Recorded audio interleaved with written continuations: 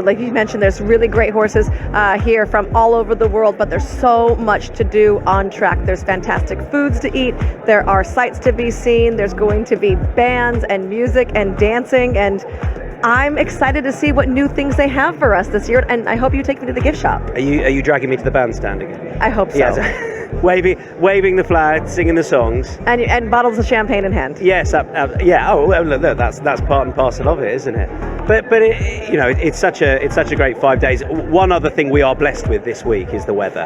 I mean, I don't want to say too hot by any stretch, but it's going to be very, very warm, but that is going to help with footfall through the gates. Take us through the races then, Michelle. We've got a stellar day's racing, just about the best of the 5 today with 3 Group 1s. We do. 7 races on tap. The Queen Anne going to kick it off. Carl Spackler, a 3-time Grade 1 winner stateside, has been transferred over here. He is Australia bound, and we'll see how we can tangle with the best that Europe has to offer. Notable speech also lining up in there as well for Charlie Appleby. The Coventry, we have Aidan O'Brien, who's won this race 10 times before, bringing in Warsaw, and Charlie Appleby has the undefeated military code.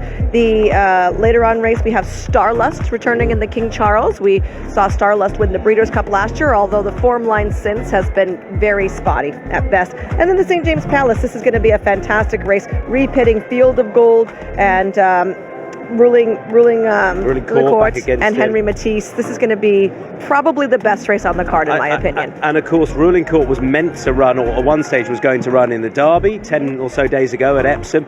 He was taken out of that on account of conditions, and here he is lining up in the St James's Palace. So that is Ascot's gain. Epsom's loss was Ascot's gain, because it's those two horses, the 1-2 from the Guineas, going up against each other again. The theory is that Field of Gold is the better horse and is going to go and win today. We'll see if it's as simple as that, because the other...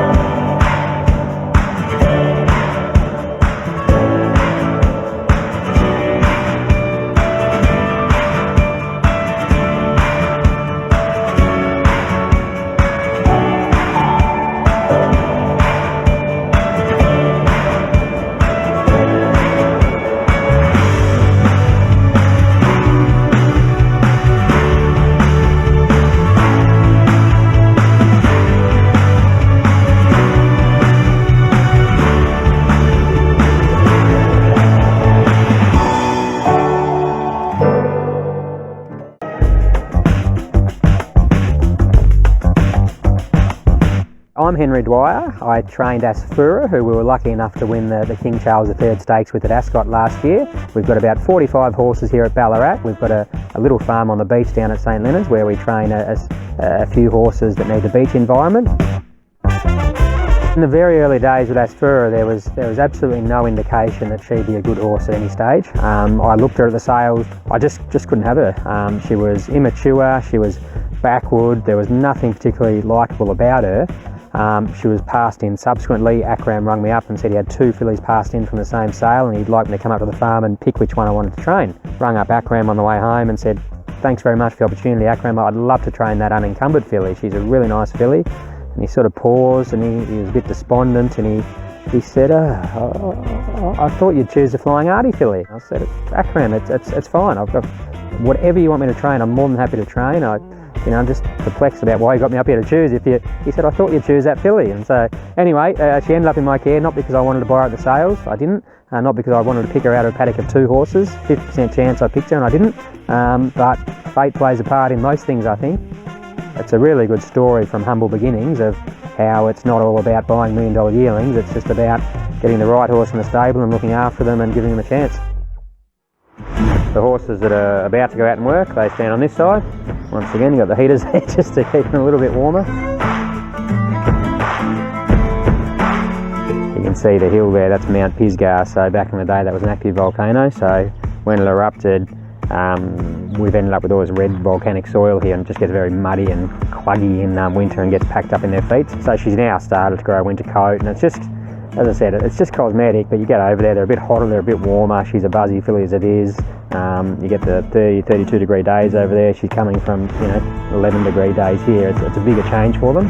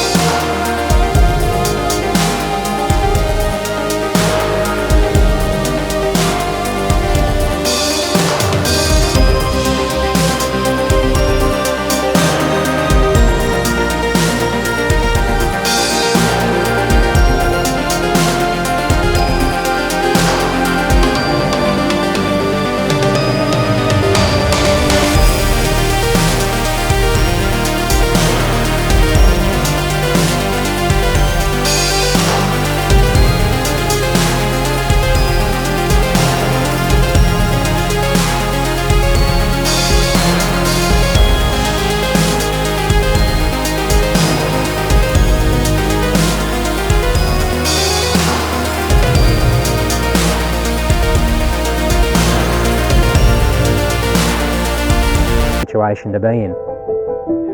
Following the footsteps of the mighty Choisir. It'd be great if she could win this contest again. What you want, Michelle, these races at Royal Ascot, is a returning international hero, and she represents that. Yes, we love to see horses that are coming in with a chance. I mean, if you look at her form last year before she won this race, it was similar to what she brings in this year. Equipment change, though, going to add the blinkers for today, so we'll see if that helps her move forward. Slightly different prep as well, with the fact that she'd run at Haydock in the UK before that start last year. She hasn't here, and that's slightly concerning me a little, but obviously, look, it's all been part of the plan. They've obviously felt she didn't need to do that this time around. She's used to these UK tracks. She was brilliant last year, and Aussie speed is serious speed. Almost as good as California speed. Yeah, these straight tracks. There we are. That's the concern, right? Really looking forward to seeing what Asfura can do later on in the King Charles III. Okay, lots to build up to. We'll be doing just that very shortly, as the crowd I can see above us are in their droves because they're getting their position for the Royal Procession.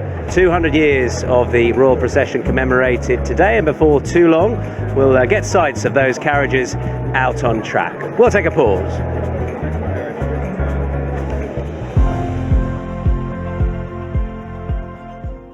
There's no monocle needed when you got a voice like that. I think that sums it up, what it would mean to all of them if Asfura was going to go and win her second King Charles III stakes. A real sense of the occasion from then. There would have been a lot of party, I think, there last year when she won. We heard from Gillian McMahon, who was the CEO of Tabcorp as well, talking about the Australians, that they're going to be putting a bit of money on this horse, unsurprisingly. She's going to be popular. It's going to be different this time around, though. It's going to be different, but she's still going to be well fancied, I believe. I mean, there's a couple of horses that maybe can upset her. What about Believing coming out of a victory in the Alcoa Sprint? Well, and now since she's changed hands as well, that was a massive success for her, and another shrewd purchase as well.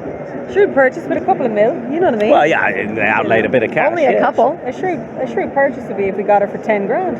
I don't know. I think a shrewd purchase is if you can go and buy something and spend the money but win the race you want to, right? Yeah, no, I don't. Just like, they're obviously top class at what they do. And if we're talking about Asfura's Australian interest, of course, John Stewart is interested in the Coolmore partnership as well with Believing. She's in foal to Frankel. I personally believe she might be best over 6, so let's see if this 5 is sharp enough for her. Regional likely pace angle. I actually like the horses drawn right beside Regional American Affair, but we can dissect that a little bit closer to the time. Danger.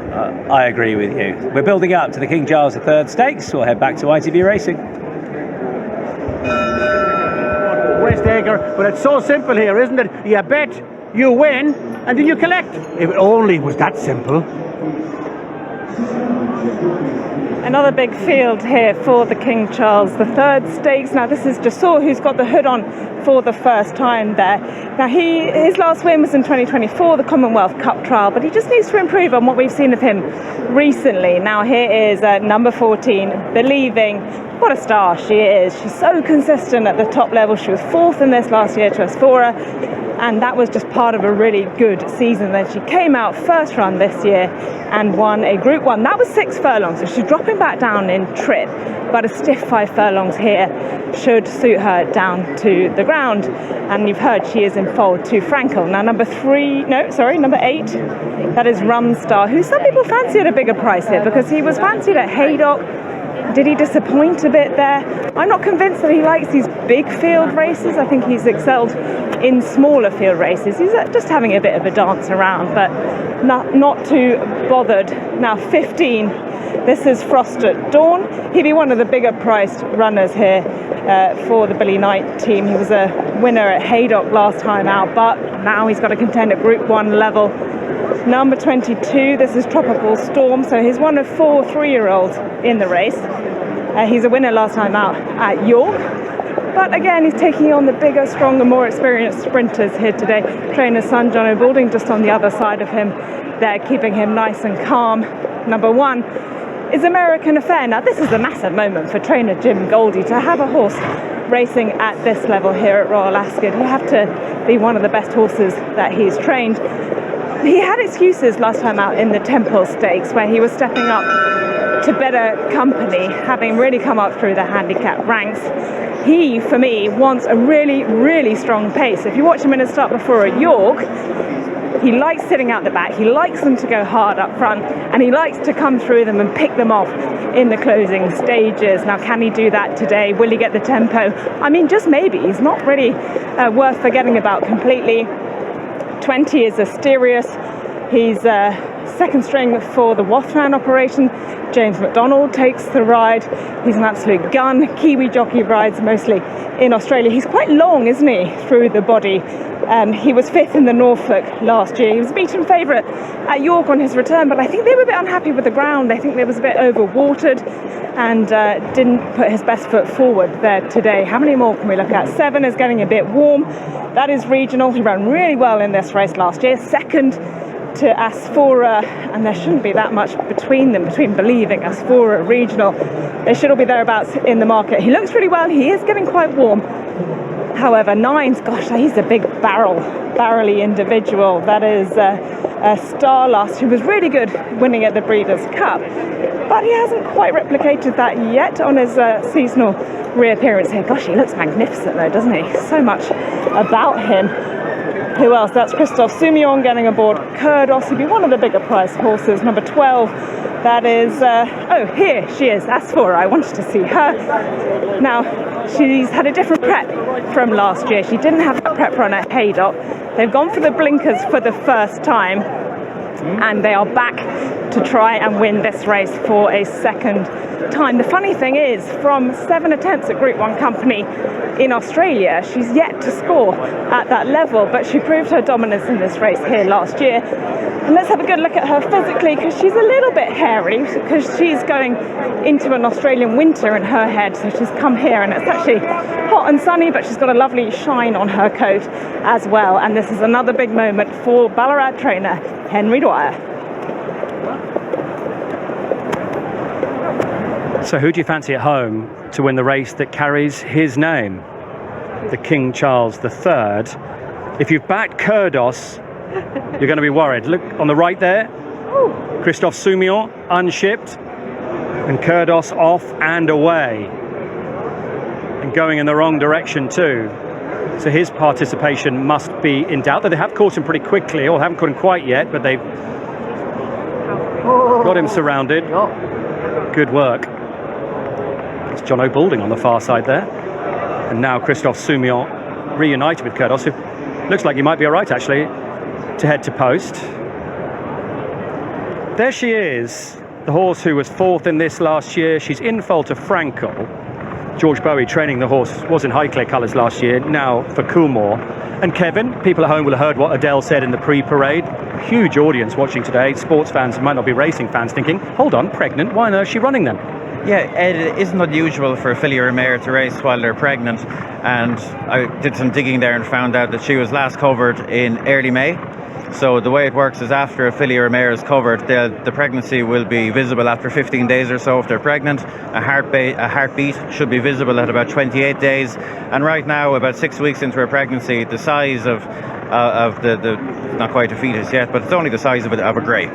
You know, so in terms of any physical impediment to her, not at all. And there would be, you know, views that from a hormonal point of view it's actually beneficial to them, because we often talk about a filly or a mare being in season and that being a reason why they disappointed on the track, but while they're pregnant they don't come into season, so they don't have to worry about that. So it's no issue whatsoever for her. The rules state that once a filly or mare is scanned and foaled, they have 120 days in which they can run, so she's comparatively very early into her pregnancy. I'll come back to you in just a second. She's now favourite. For you to tell us the first, third and second in that order.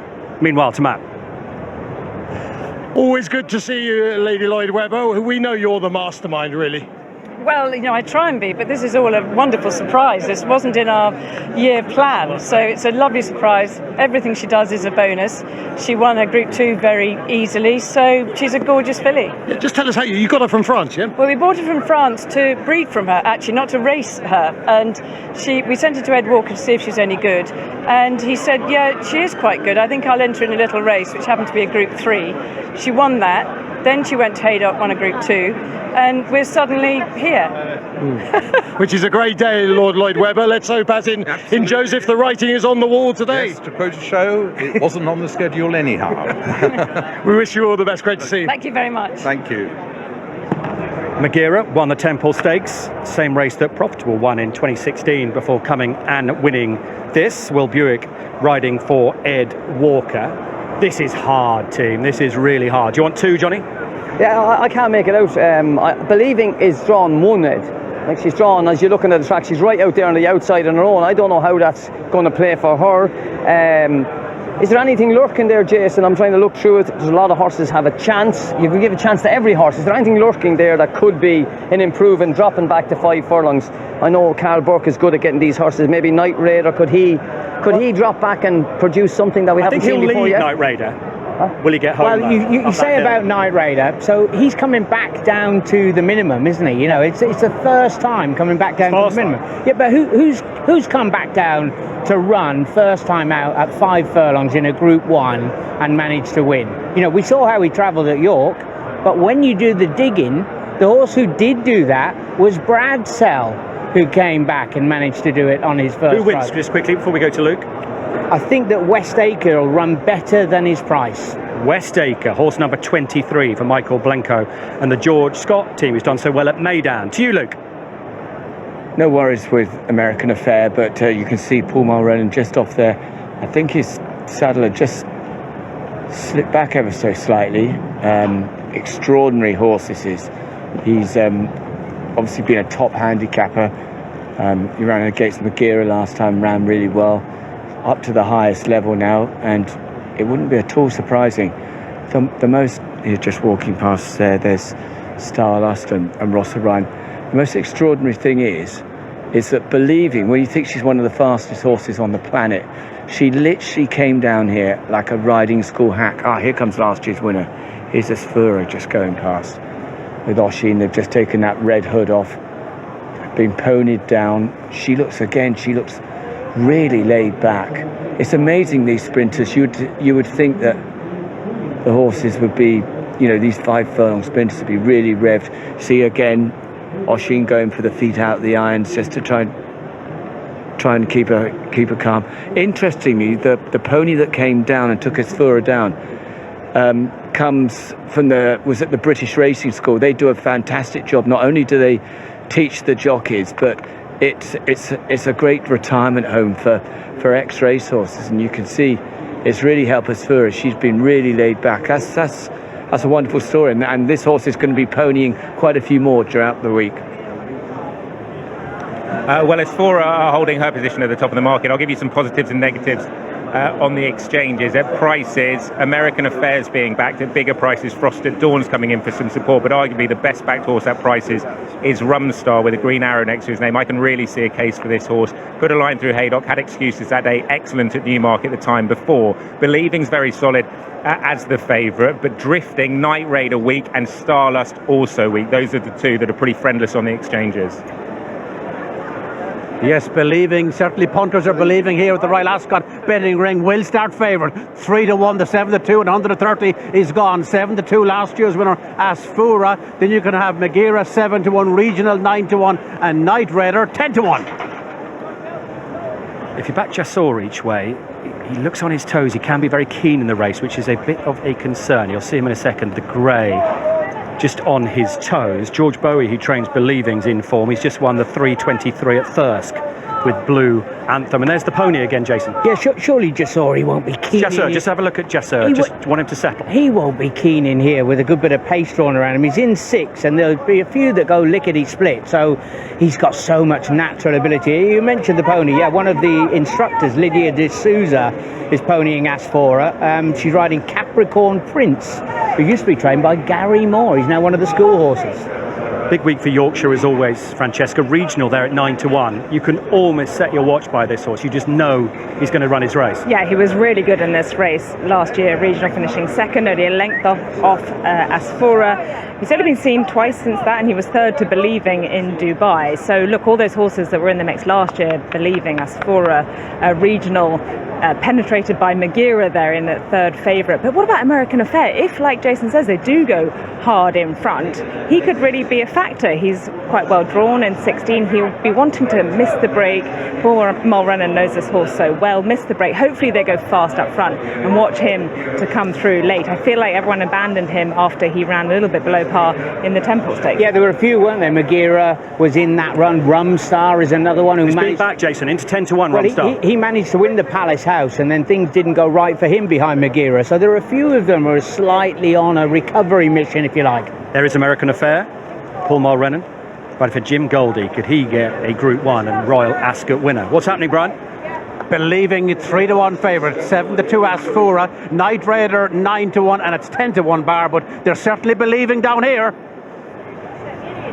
But the bigger prices, Jason, Starlust often pops up when you least expect. Well, he's a Breeders' Cup winner. Francesca said he looked a million in the paddock, so you've got to sit up and take notice. His run lacked a little bit of zip up at Haydock. He was mid-division, and I kept watching it back yesterday thinking, did he finish off, did he hit the line? And he seemed to go up and down on I wonder one if spot. he liked the bend in the Breeders' Cup, and maybe on the straight tracks he's not so good. He's a lovely looking horse. I don't like the fact that he's drifting in the market. Who's that? That looks like Magira messing around a little bit down at the start there under William Buick. She goes for Ed Walker and the team, 2 from 2 for him. Of those of interest at bigger prices, much bigger prices, we've got Estepona here, who runs for Spanish trainer Mauricio Delta Sanchez, who trained Equiano to win this in 2008. Luke.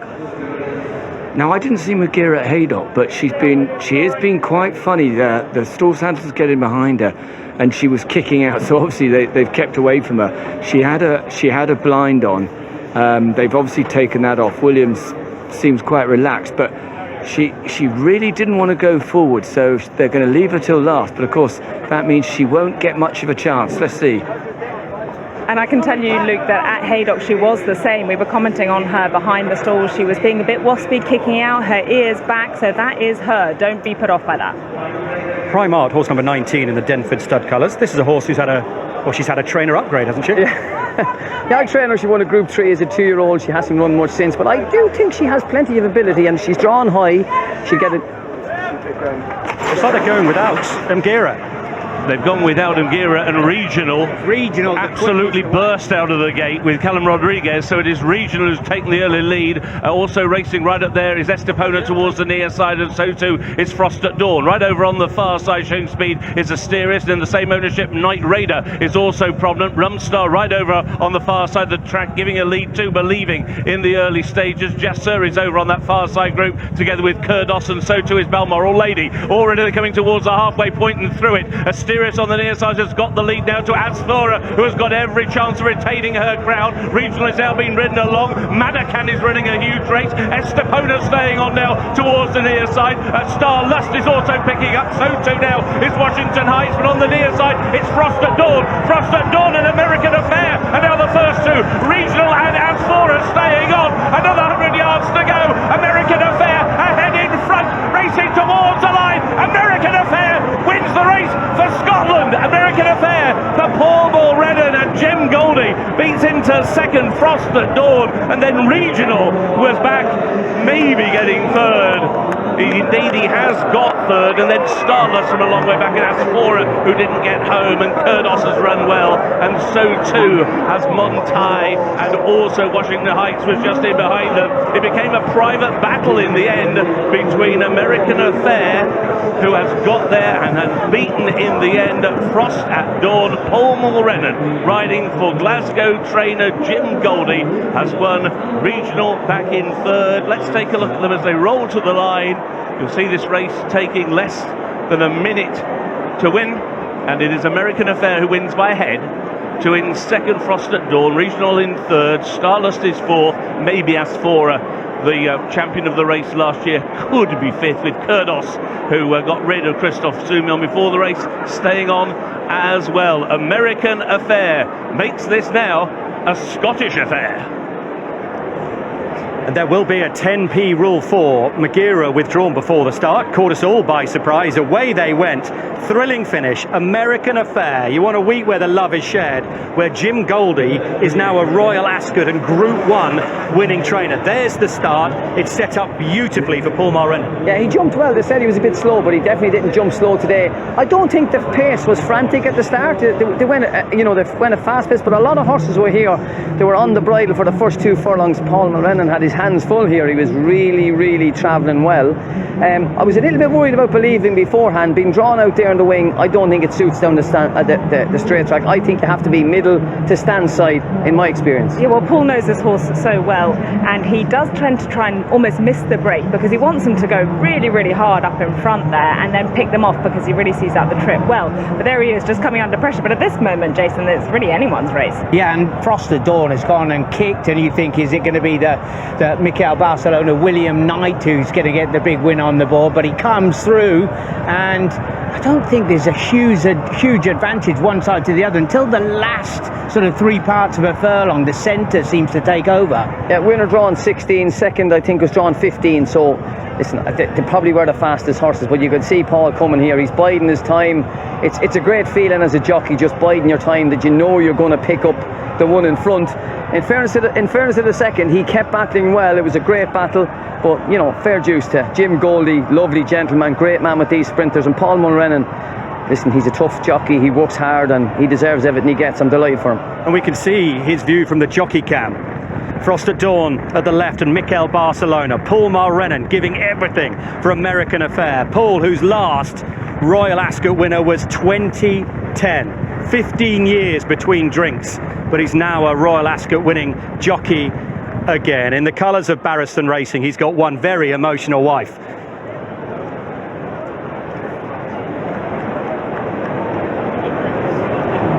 Luke, just explain what happened with Magira.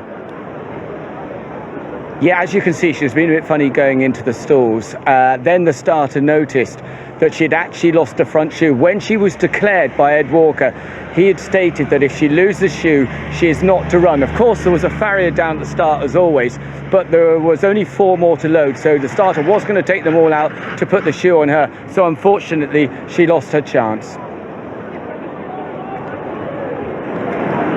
Well, there's a new system in place this year with photographs being done on the winning post, and Paul Mulrennan on American Affair is the one who is going. In fact, you just see Magira coming back on the other side of the winning post. Magira, of course, withdrawn before the off. William Buick just coming back on this horse, who unfortunately did not take part. But in the meantime, we're going to try and grab a word with Paul. The photo, hopefully happy with the photo. Just checking, the last people you want to upset on a racecourse are the photographers. Just going to hold it, and then they can be a brutal lot, those photographers, if they don't get their picture. Well done, Paul. Talk me through the race. It all went pretty smooth. Got a lovely toe along there. We just tweaked a couple of things today. We put a hood on him today, and just the last day nothing went right at Haydock. You know, Jim's always had a lot of faith in this horse, and he's proved today he's a good horse. You know, Jim Goldie and his team. There's some people. Alex here, she's had a broken collarbone off this horse this year, so she knows him better than anyone, and she said he was A1 after Haydock, so it's great to be down here and have a winner like this. It's been a while since your last one, Paul. Yeah, thanks, Richie, yeah. But no, it's extra special. You're a bit older, a bit wiser now, yeah. I'm just going to have a word with you, Alex, if that's okay. As we're just hearing from Paul, this horse has hurt you physically, but how much does he mean to you personally and emotionally? So much, yeah. He's speechless, to be honest. I can understand. And of course you are Jim's granddaughter. Yeah. Which makes it all the more special. Oh yeah, definitely. Thank you. Sorry. Well, we're just getting squeezed up here. I think there's a stewards inquiry. But well done to Alex. Well done to Paul. And he's behaved himself really well considering everyone's so excited. Like I say, we just put a hood on him today. Just tweaked a couple of little things with him at home. Like I say, Alex rides him out every day. She knows him better than anyone. I'm just lucky to be pointing him. Well, from a handicap to a Group 1 success in the space of a month, remarkable stuff from American Affair.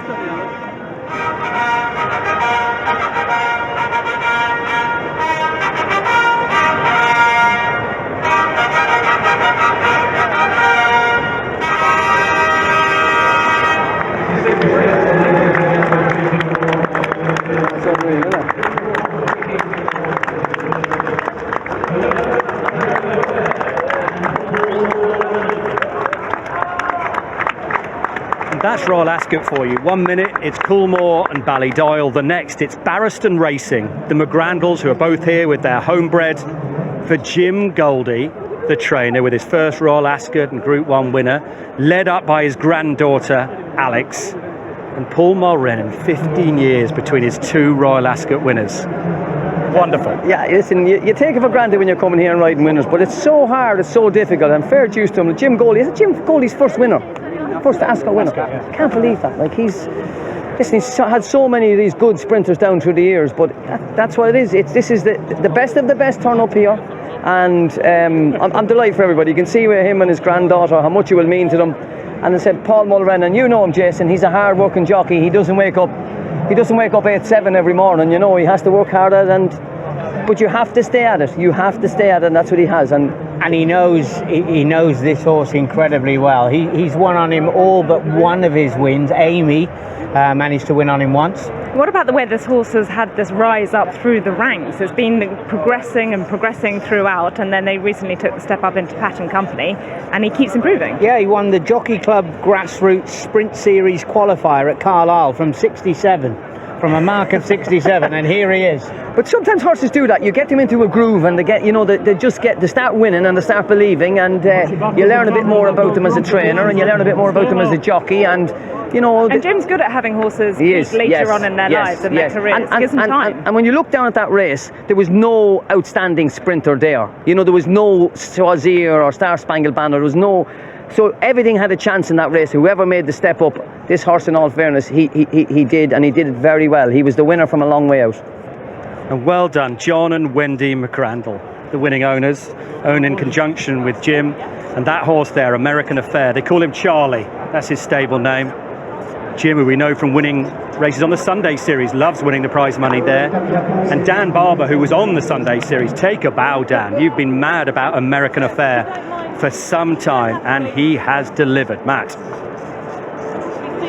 Yeah, not the first horse to have come through the handicap ranks and win a Group 1. Of course, you remember the Tatlinger for Milton Bradley, great scenes here.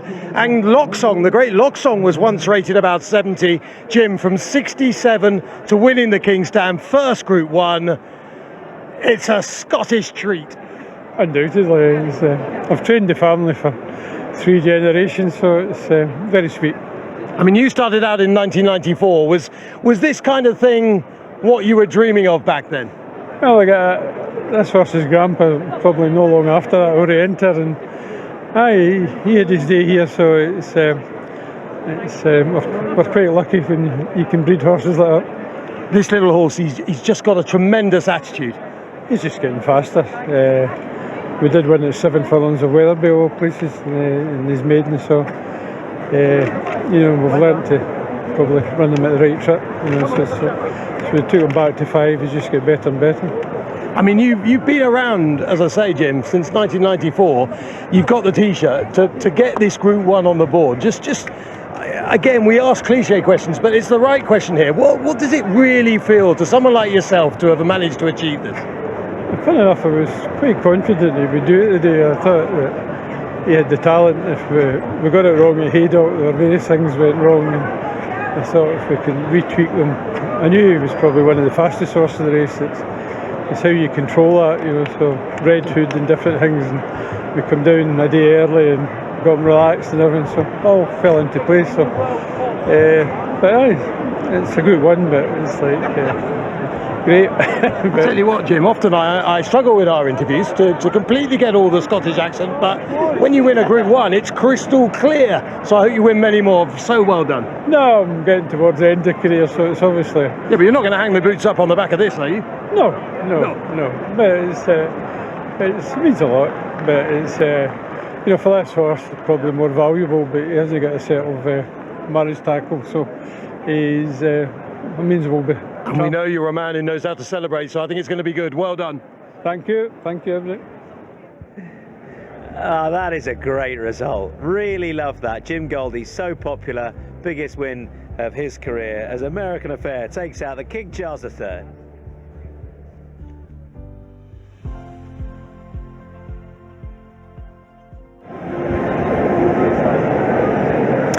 Yeah, Paul will be absolutely delighted with that. Of course, we saw Adele there, who works for ITV Racing.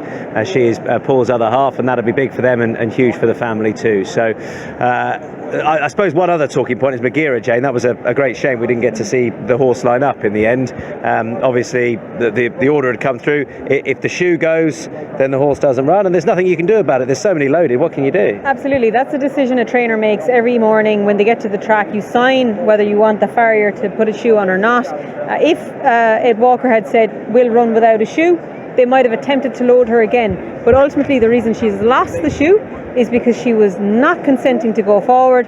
She was tricky, and while it's really hard, I can see exactly why they made the decision. Also, if you're going to lose a shoe at this point, there's a good chance that you might be weak-footed or a little bit brittle. You might have to have special shoes or, a specific farrier, and there's extra reasons why you might not want just the track farrier to stick one on to the last minute and just tack it on, because now they can just take her home and regroup. I mean, mentally it's a little bit of a change, but if you run the race with no shoe, you really run the risk of hurting the foot more if it is a brittle or weak foot, and you get what kind of a race are you going to get out of it? There's King Charles III presenting the trophy for the race named in his honour. There might be some at home going, no, it's a shoe. Come on, this is a Group 1. It's Royal Ascot. Yeah, but it's good to firm ground. And as Michelle has just said, if you are prone to foot issues, then that would be very, very firm. There's also the consideration that she could have the option of running on Saturday in the Diamond Jubilee. So that's if that is on their agenda over 6 furlongs, then they would have had that in the back of their mind, that they won't risk her today and they'll save her for Saturday. I don't know. That's speculative. That's a good point, and we've seen horses do the double. Blue Point, of course, did it a few years ago. We've seen horses try and do the double on a number of occasions, because you've got the longest possible gap, day one to the final day, and there's obviously thought that the track is going to suit, so that is a possibility. Be interesting to see when we have declarations. We've obviously got the big race coming up now, which is the St James's Palace for the 3-year-olds. It's going to be very tactical. I had Michelle's thoughts on it earlier on. Looking forward to getting Jane's thoughts on how this is likely to unfold. Top 3-year-olds over a mile coming up.